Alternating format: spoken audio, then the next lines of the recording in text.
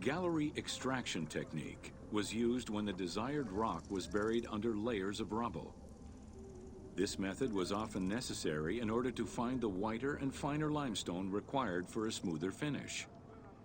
The first step was for the stoneworkers to create an access pit that would allow them to reach the desired wall of stone. Once a wall of quality stone was exposed, workers could then cut out smaller blocks. This pit required a descending platform. Designed like a stairway, it allowed them to free multiple galleries of blocks.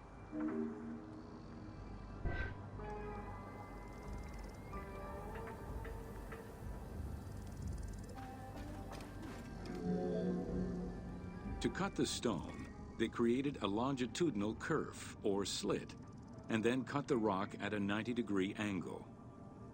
The lower side was determined along the geological layers or by using a horizontal cut. Wooden wedges were inserted in the rock and hammered in. Shock waves were then generated using hammers, fracturing the blocks at the seam.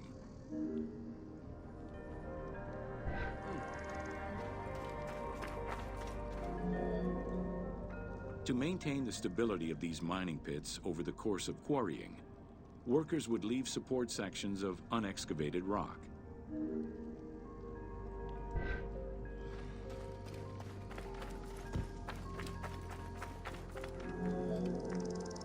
In every quarry, dedicated shrines were established to offer protection for the workers. In particular, Serket, the scorpion goddess, was considered a very powerful deity among quarry workers. Every mine and quarry of ancient Egypt included a scorpion charmer who was said to use magical powers to ward off the dangerous insects and keep the workers safe.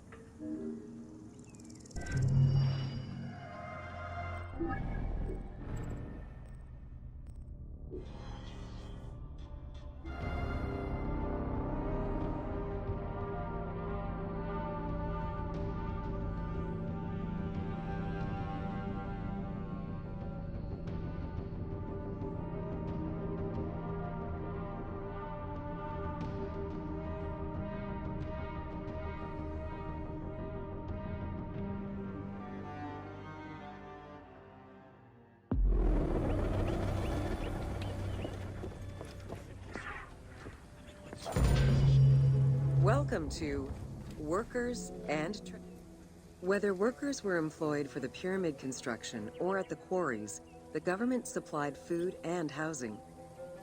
Workers for the pyramids and royal necropolises were housed in more permanent villages, such as the famous Deir el-Medina.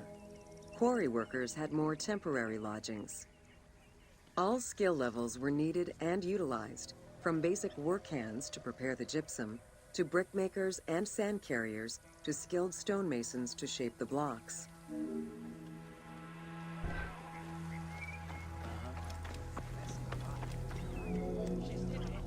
Skilled architects and engineers were employed year-round, while support labor were often farmers who worked on the quarries or construction during the Nile's flood season.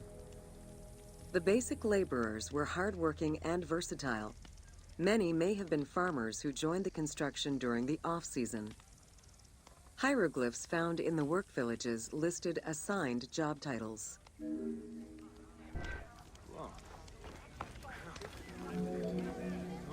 Archaeological research shows that no food was stored or prepared on site, but instead workers received abundant rations of bread, beer, and meat. These rations were taken care of by an administration outside the village. Medical treatment was also available for those who were injured.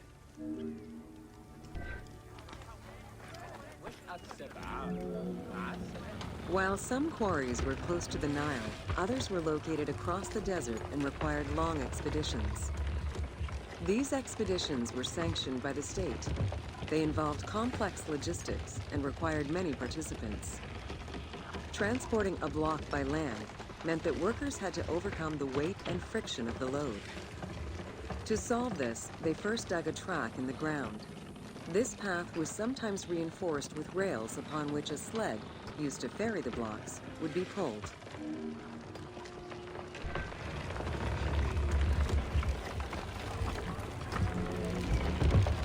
Whenever possible, blocks were toppled from a higher elevation onto the sled. Workers then poured water onto the clay at the front of the sled, creating a slick surface to more easily move the load. It wasn't until the New Kingdom that animals were used to tow the burden.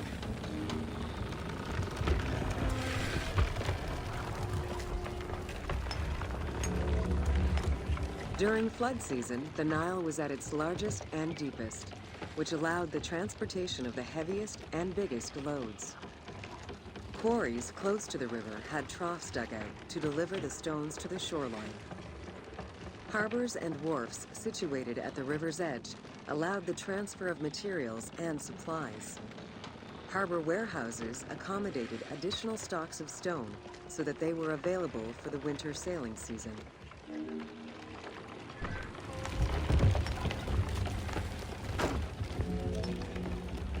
The Wadi el-Jarf papyri detail a limestone load intended for the Khufu pyramid that weighed in at 70 to 80 tons, or 30 blocks. One papyrus is a fragment from a foreman's notes taken while working on the Great Pyramid.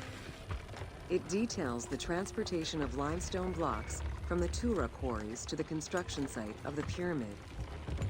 The other papyri are shipping logs containing archives of the sailors assigned to sail the Red Sea and the Nile.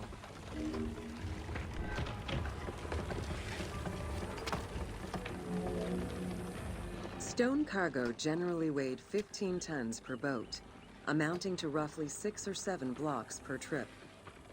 For heavier loads such as obelisks, monolithic pillars, or gigantic statues, larger boats were used. These transports are the ones typically showcased on temple walls.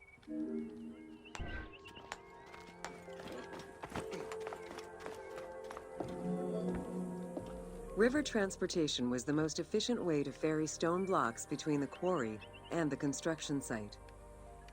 Blocks were transported by flotillas of several types of boats. The most detailed illustration of transport by river is a relief of Queen Hatshepsut's barge with an accompanying flotilla.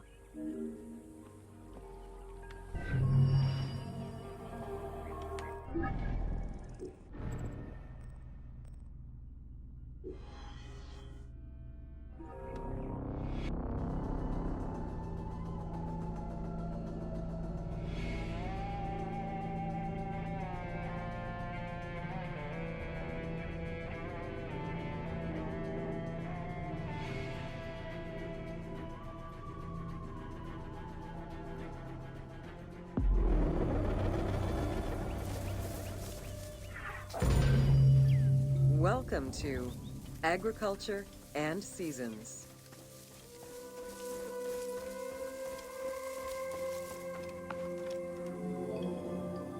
While crops were cultivated in different oases around the desert, most of the arable lands were near the Nile. Two types of cereal grain were cultivated, barley and an ancient wheat known as emmer.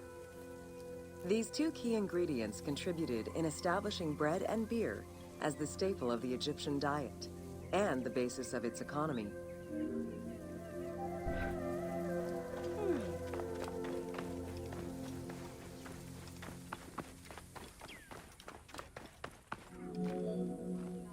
The Ptolemaic era created an agricultural revolution with the introduction of advanced agricultural techniques and new grain types such as rice, durum wheat, and pearl millet.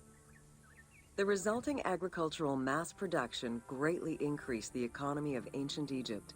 It also prompted the development of storage and transportation, allowing long-distance trade with other regions.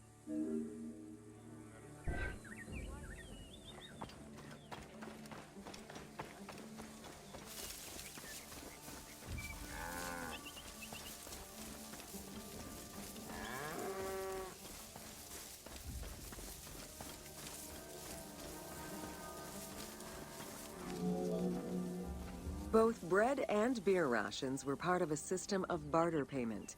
The state used those goods to pay wages for those who worked in the quarries and at the construction sites. Beer was so important to ancient Egyptians, they had a goddess of beer brewing, Tenenet. Tenenet is seen in many paintings and sculptures with beer, and women are depicted as the primary beer makers.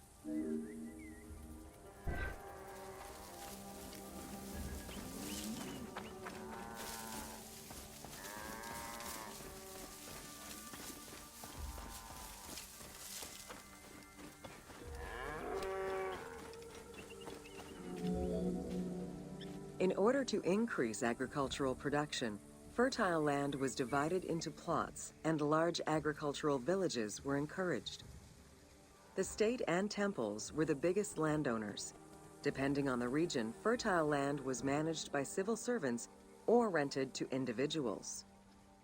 Ancient Egyptians relied on rudimentary tools for land cultivation. Soil was broken down with hoes, and wing plows were used to make furrows.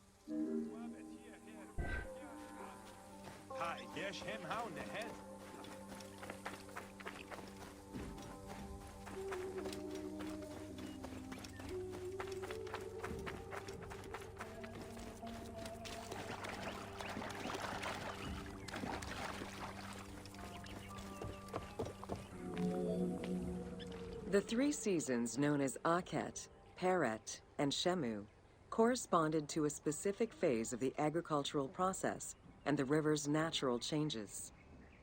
Akhet was the time of the flood, beginning with the appearance of the star Sirius in July. Peret was the time when lands were cultivated, plowed, and sown. This fell between October and November. Shemu ran from May to September and was when harvesting and taxation began.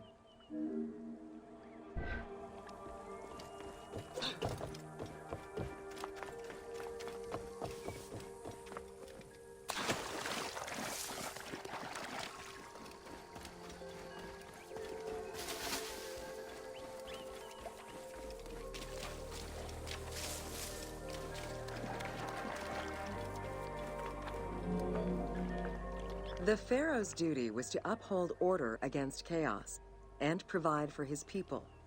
Priests and local governors also wanted to appear as protectors of the people. However, any variation in the Nile's seasons could cause water shortages.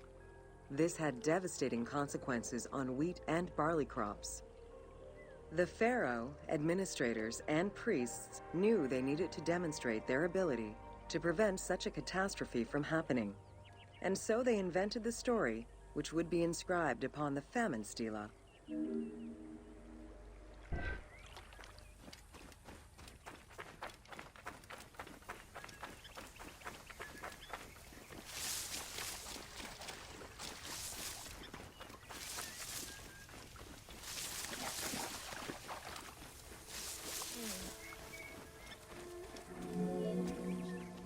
The story begins with the pharaoh worried for his people.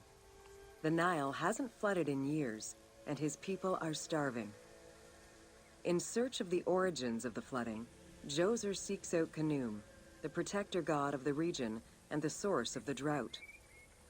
Djoser gives the god offerings and orders his priests to restore the temple of Khnum.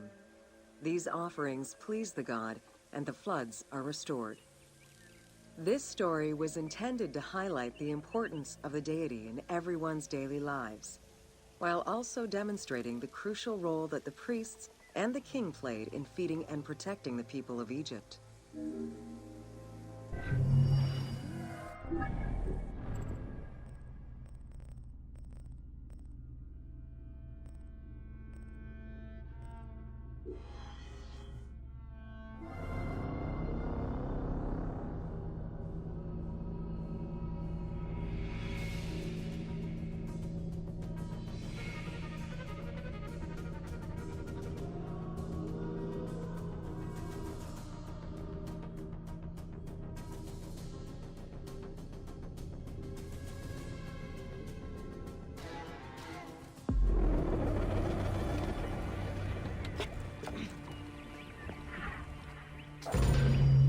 Welcome to Ancient Egyptian Cultivation.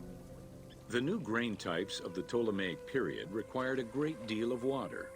Farmers needed to ensure they had effective, consistent irrigation. The Nile's rising and receding waters naturally irrigated most of the crops. Areas where the Nile didn't reach, such as gardens and vegetable plots, required an irrigation tool known as the shadoof. The shadoof allowed easy transport of water from its source.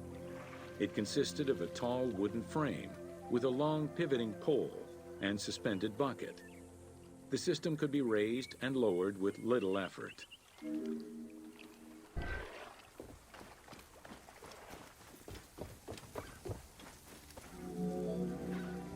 Later, a sakya, or water wheel, was invented. The sakya needed animals to turn the wheel, which rotated buckets through the water. It drew the water to an elevation of 3.5 meters and enabled a great deal of control over the irrigation process. This improvement supplied larger areas and thus resulted in larger harvests.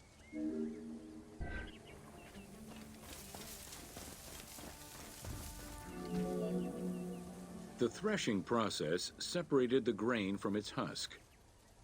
Workers would spread the ears on clean ground. Oxen, cows, or donkeys were then guided back and forth to trample the grain.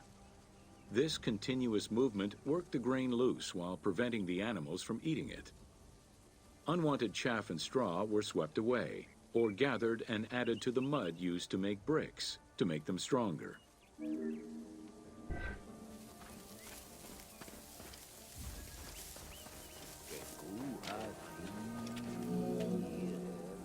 Winnowing was the stage where workers used wooden scoops to throw ears in the air. The wind carried off the chaff, leaving the heavier seeds to fall to the ground. This action was repeated until the undesired materials were sifted out. Grain waste was mixed with manure or other organic substances to produce brick-shaped dung lobes that could be easily burned. A standardized brick size enabled Egyptians to mass produce this byproduct and use it as a commodity.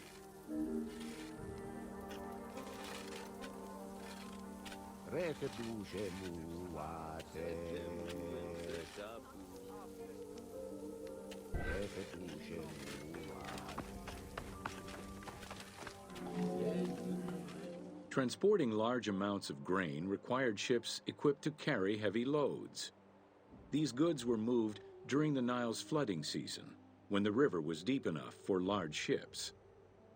The transports stopped at checkpoints to accommodate customs and police controls, as well as for technical requirements and weather conditions.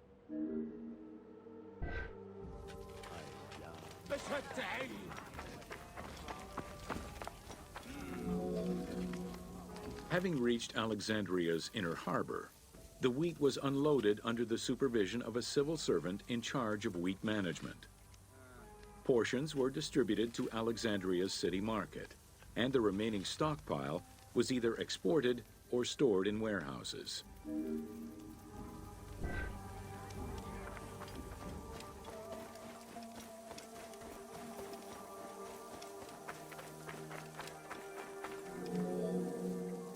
Grain storage facilities were located across all of Egypt. Temples and institutions had large silos, while individual houses had storage sheds. In some houses, arched cellars were built into the foundations. These watertight chambers were accessible from the ground floor through a trapdoor. Royal granaries acted as the storehouse and distribution centers, and managed state payments to civil servants, soldiers, and the police. Though plastered on the inside, silos weren't completely sealed, and so remained susceptible to mice infestations.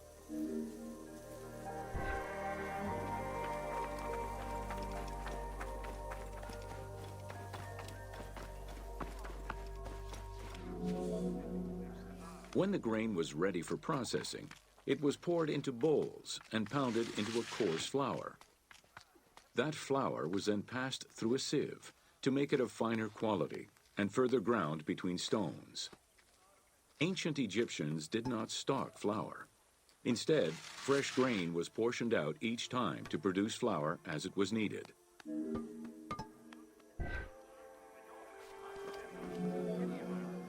The sieves used by ancient Egyptians were unable to filter out sand and stones.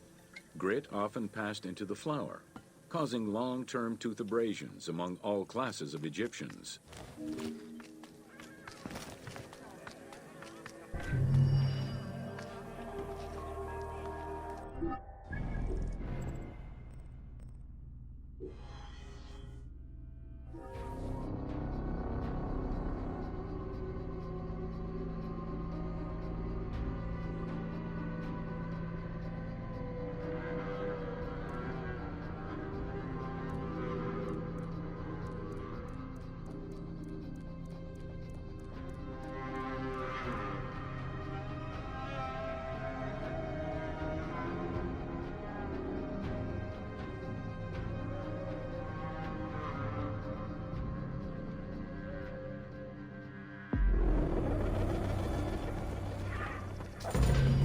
Welcome to Domesticated Animals of Ancient Egypt.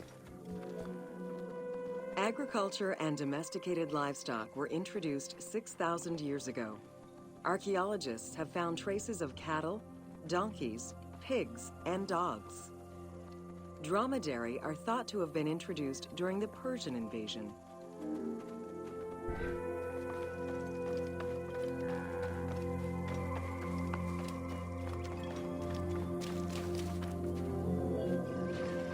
Pets were deeply cherished in ancient Egypt. Many illustrations of children often include a pet in the depiction.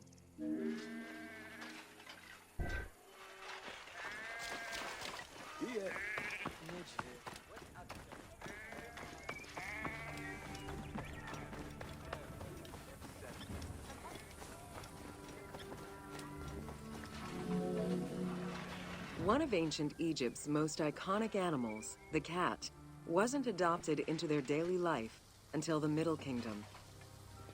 Since they were so highly capable of killing snakes and rodents, cats were present throughout every period.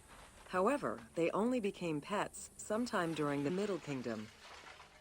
Prince Thutmose, son of Amenhotep III, had his cat Tamu laid to rest in its own sarcophagi.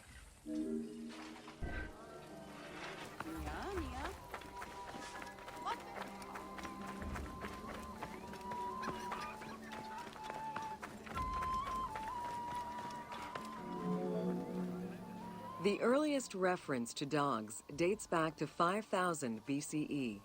They were popular pets as they helped hunters and protected herds. They were closely linked to Anubis, the jackal-headed god. Baboons, monkeys, and even falcons were tamed as pets. Each was mummified and buried with as much ceremony as any family member.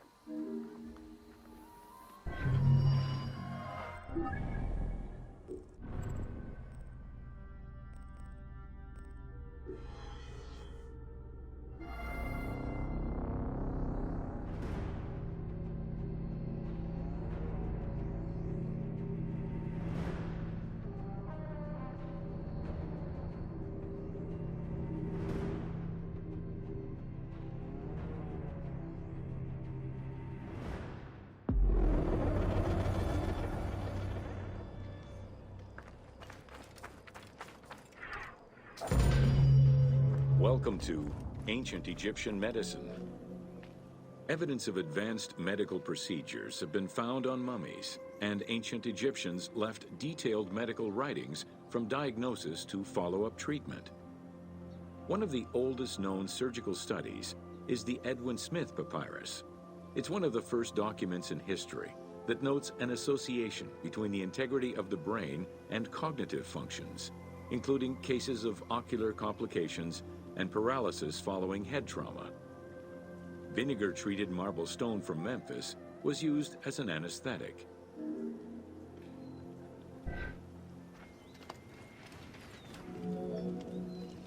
Another similar document, the Ebers Medical Papyrus, is over 20 meters long and 30 centimeters wide. It details treatments of 48 surgical cases and contains 877 paragraphs describing various diseases. Alongside accurate and factual scientific approaches, The papyrus has more than 700 magic formulas and incantations to ward off demons and disease. This demonstrates how ancient Egyptians believed in a harmonious balance between religion and science.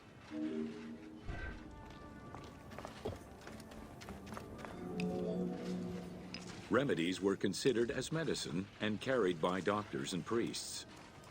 Village doctors often had another job alongside their medical duties and the preparation of medicines. A cure for blindness was made of fermented honey, ochre, and coal. The science behind it was that honey functioned as an antiseptic and antibacterial, while ochre would reduce the swelling. All of their knowledge did not always suffice. Ramses II died of an infection caused by an abscessed tooth.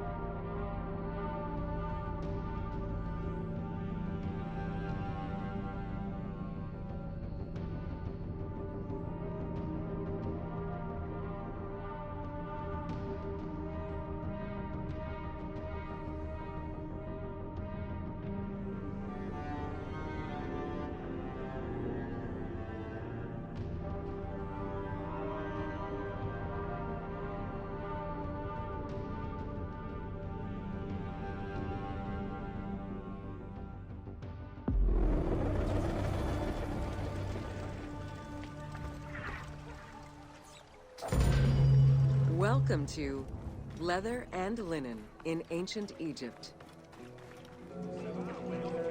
Tanning, a process which dates from prehistoric times, was present although not highly valued in Egypt due to the heat. Leather was reserved mainly for things such as sandals, leather bags, dagger sheaths, quivers, and other similar items. Leopard hides, unlike regular leather, were highly valued and usually worn by priests.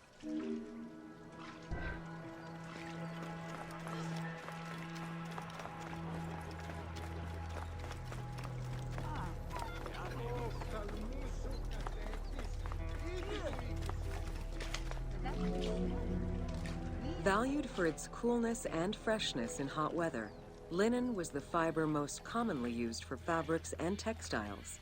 It was produced from flax, which was plentiful in Egypt. Fibers were usually dyed before weaving.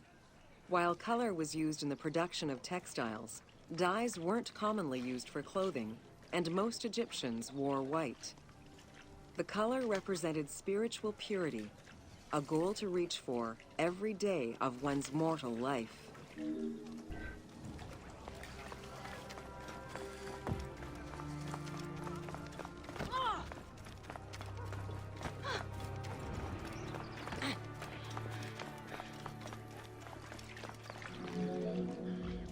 Various shades were achieved using woad, a dye produced from the leaves of Isotis tinctoria.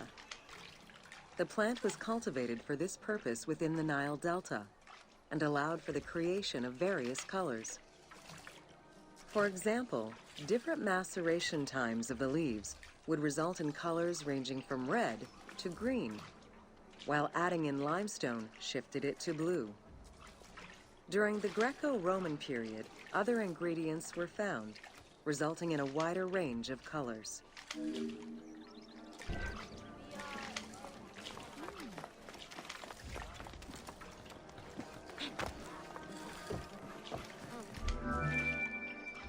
This area's style is strongly influenced by the dye baths and tanneries of modern-day Fes in Morocco.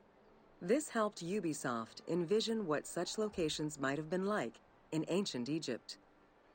While this tannery is within the city walls, back then they were often found outside the city boundaries. The tanner's trade was considered off-putting by the Greeks, as all these operations resulted in noxious smells.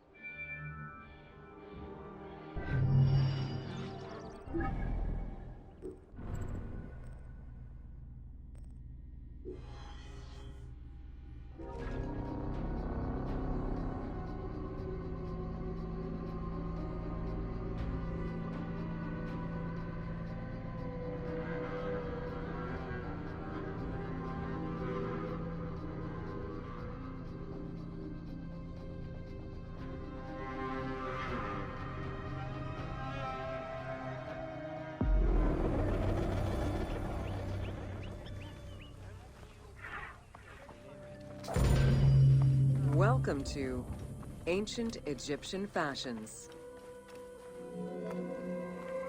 Learning what life was like for ancient Egyptians presents many differences, and yet also surprising similarities to how people might live today. Understanding the daily lives of regular citizens so many thousands of years ago is ultimately what connects us as human beings.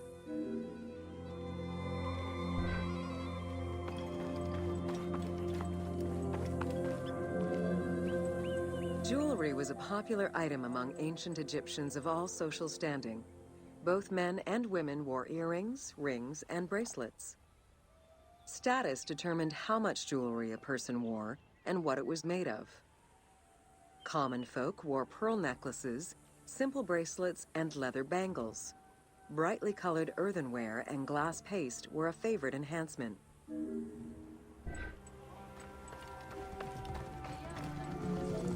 Gold, silver, and other precious stones.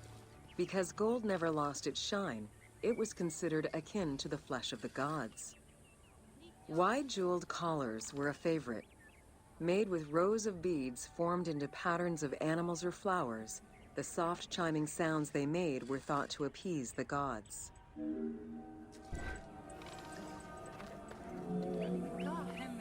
Though idealized, tomb paintings are a catalog of the changing fashions of ancient Egypt from the Old to the New Kingdom. Egyptians took appearance and cleanliness very seriously and were diligent about their fashion, hair, and jewelry, as well as their grooming habits.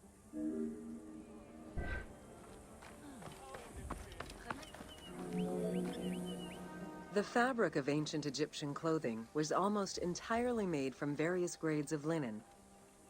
Linen was commonly white, draped over the body, and cinched at the waist, though some garments were sewn or tailored. Wealthy men wore long tunics, loincloths, or kilts, while poor men only wore loincloths. Women wore long dresses, with differences residing in the quality of the fabric, depending on social status. Egyptians commonly went barefoot, but could also wear sandals made from papyrus fiber or leather.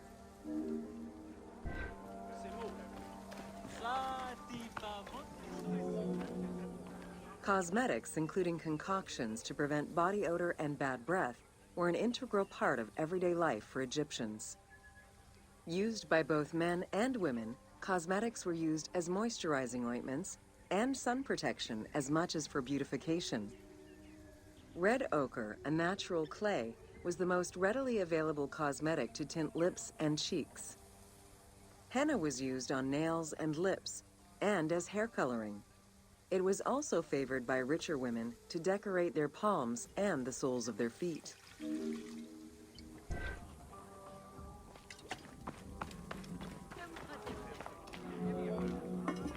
Egyptians believed kohl had magical powers, wearing it as black eyeliner to protect their eyes from the sun and to prevent eye infections from particles in the flooded Nile River.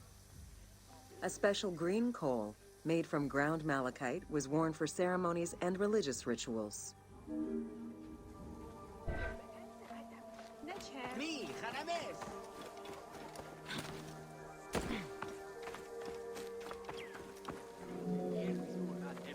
Women and teenage girls wore their hair long and often braided. Wealthier women included carved combs or hairpins. The length of men's hair rarely dropped past the shoulders. They were mostly clean-shaven during the dynastic period, a trend began by the elite and soon adopted by the general populace. Queen Hatshepsut donned an artificial beard when she became pharaoh.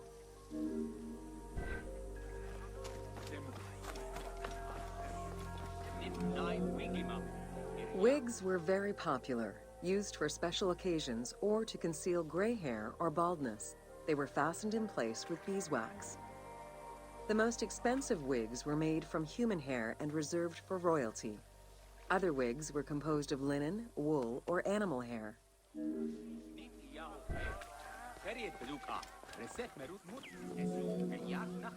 Prepubescent children generally had their heads shaved. Young girls kept some strands intact, while young boys had a braid worn on the side.